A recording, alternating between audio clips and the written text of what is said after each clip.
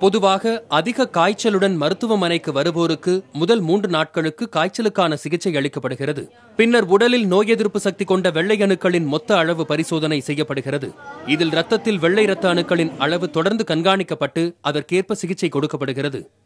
யூஸ்வலாக வந்து எந்த வைரல் ஃபீவர்னாலும் ரத்த வெள்ளையணுக்களுடைய அளவு கம்மியாக ஆரம்பிச்சிடும். அது எண்ணிக்கை கம்மியாகும்.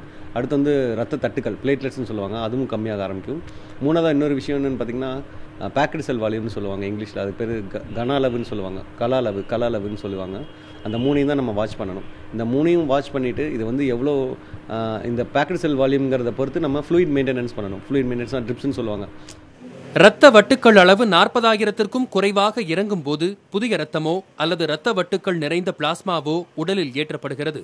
இரத்த வட்டுக்கள் 10,000க்கும் குறைவாக செல்லும் நிலையில் நோயாளிகளுக்கு தீவிர சிகிச்சை அவசியமாகிறது. குழந்தைங்களுக்கு வந்து இதே வந்து கூட வந்து நிமோனியா காய்ச்சலோ, கூட வந்து வேற ஸ்க்ரப் டைஃபஸ்ன்னு சொல்லுவோம், அந்த மாதிரி காரியங்கள் கூட கோமார்பிடிட்டிஸ் இந்த மாதிரி இருக்க குழந்தைங்க கூட ஆன்டிபயோட்டிக் கொடுக்க அவசியம் இருக்குது. இல்லை அதுக்கு ஏற்ற மாதிரி அதுக்கு ட்ரக் கொடுக்க வேண்டியது இருக்குது. இது என்னென்னா காம்ப்ளிகேஷன்ஸ் எப்படின்னா ஷாக் சிண்ட்ரோம்னு சொல்கிறோம். ஒவ்வொருத்தருக்கு இதனால வந்து மூளை பாதிப்பு ஏற்படலாம், அதே மாதிரி ஈரல் பாதிப்பு ஏற்படலாங்க.